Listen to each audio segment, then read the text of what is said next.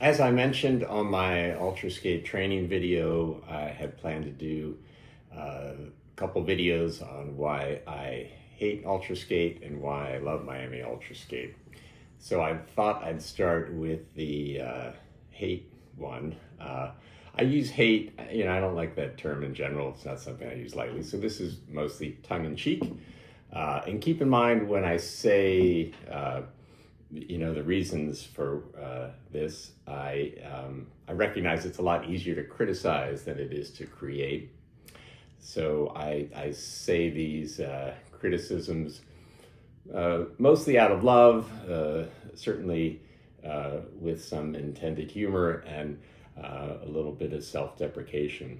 I am aware that the audience for this sort of content is pretty limited. There aren't more than a couple hundred people in the world that probably would find any of this interesting, and I'm sure about half of people would disagree with some of the things I'll say. But with all that being said, I've broken my ideas into a few different categories. The first one I'll refer to as time or timing regarding the race.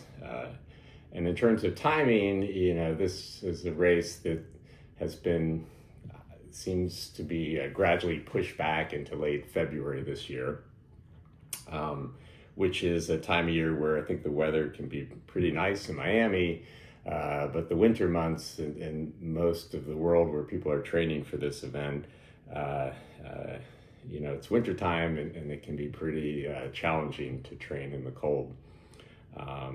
It's a time of year for me personally where I think my body would probably rather hibernate and rest and recover rather than exercise really hard. And it's also hard, at least for me psychologically, if not physically, to go from training in the cold to racing in the heat, or at least potentially the heat, and certainly humidity. I find as I get older, I don't tolerate heat and humidity as well in general, and I don't tolerate the cold. My band of temperate weather, where I'm most happy, just seems to get smaller and smaller. And I realize that's a personal thing to me, but I don't think I'm the only one that struggles with trying to train in the cold and get outside and ride when it's probably not the most fun time to do so. Maybe kind of loosely related to the timing of the event is the time where you're actually at the event. And I find as far as trying to socialize with other people, the event tends to feel pretty rushed. This is, no fault of the race organizers. It's just, you got a lot of logistical things you have to do when you go down and prepare for the race and make sure you have all your supplies ready. I'm not aware of any official other, pre or post race events planned to try to encourage socializing with other riders. So you're kind of limited to, getting to know people a little bit on the track, and most of the time you're so tired going around after a few hours that it's hard to talk very much, at least for me. So that's more, I think, a testament to wanting to get to know other riders, because I think they're interesting people, than a criticism of the event itself. It's a good thing to want to spend more time with people, but I just acknowledge it as something that, I think about sometimes, how we can get to know each other in real life, when we don't have a lot of time to do so. And it's nice to connect with people virtually, but it's more fun to see them in person. So I wish there was more time, but that's probably true of any event. The other thing I hate about Ultraskate at Miami is the track. And I think I had heard a little bit. First of all, I've only done the race 2 times. And I had heard a little bit about the condition of the track before I went, but I don't think I was fully mentally prepared for how rutted out the asphalt is down there. It's I'll put it this way, we have some country roads where I live that are chip tar sealed stuff, and most of those roads are in better condition than any spot on that Miami Homestead track. It's just I just wasn't ready for that. It's a little bit jarring and it's just uncomfortable as far as a surface to ride on for 24 hours.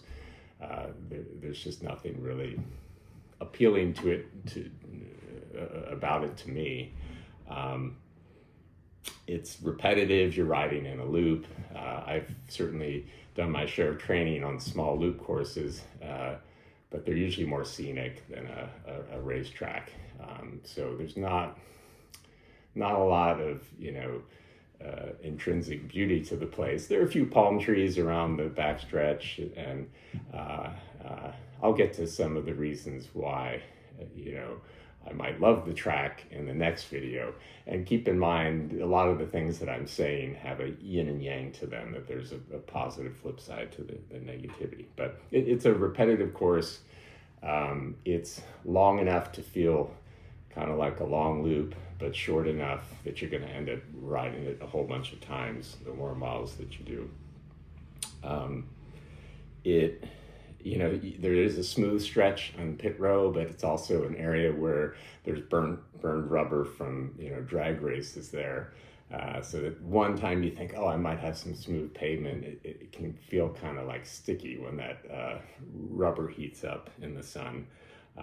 There's absolutely no tree cover or shade to be found unless you're talking about a tent that you set up on the pit road side. And that can be pretty challenging in the heat and sun of Florida, particularly when you haven't been training in the sun. The next category I would say is personal challenges. These are things that just are hard for me about the race, and it all boils down to 24 hours being a very long time to be performing in an endurance sport. And I recognize that endurance is all relative. To one person, running a marathon is a test of your endurance. For others, unless you're running the Barkley marathons or like a multi-day race, it's kind of not long enough to be a true endurance test. But I think 24 hours hits the limit of what I'm capable of physically. I don't do well with sleep deprivation. I don't feel that aerobically compromised if I'm going at a slow pace for a long time, but viscerally my body just reacts with extreme nausea and eventually vomiting once I surpass about 12 hours of exercise. And I haven't found a way to mitigate that in the last 2 years. The first year I raced, I had just intense nausea, and I vomited quite a few times on the infield of turn 4 and then again on pit row. And it was a little better for me last year. I tried to prepare for it with a little bit more sauna and kind of heat challenge prior to the race, because I think the heat played a significant role in how I felt the first year. And I did a little better last year, but I still had intense nausea and quite a bit of vomiting. And, it's just hard to get excited to know that you're going to face that again. To me, I just don't think there's a way for me to ride for 24 hours without succumbing to that. And I think that really depends on the person. It could be a preparation issue for me, but I just don't think my body is designed to go for that long. And as I get a little older, I think about, all the things I do in my life to try to improve my health span or reduce some of my risk of chronic illness or dementia, and trying to get adequate sleep, eat healthy, exercise a moderate amount, do some strength training. All of these things I do to try to improve my health. And here I am doing something that I'm pretty certain is shortening my lifespan maybe not significantly, but it takes a toll on one physically and emotionally. And I just acknowledge that. It's not something I would think about if I were a younger person. I think life is far too short to worry about how long it is. Think about that for a second. But I mention it just because for me, there's a physical challenge of the 24 hours that gives me a little pause wanting to put my body through that too many times. Then the last thing I'll mention is nitpicks. And these are things, again, keep in mind, it's easy to criticize, it's hard to create. But the first year I rode in 2023, I was personally unprepared in terms of what I brought to the track. I was led to believe from the pre-race materials there would be water and ice and tailwind. And I did bring some tailwind, but I didn't bring any ice because I thought there would be plenty of ice. And that year it was gone maybe by 10 hours in. I never saw any ice, certainly after daytime. And I had heat exhaustion that year for sure. And I think ice would have really helped me. I don't blame the race organization. I just acknowledge it as something to think about, particularly for someone that's new to the race.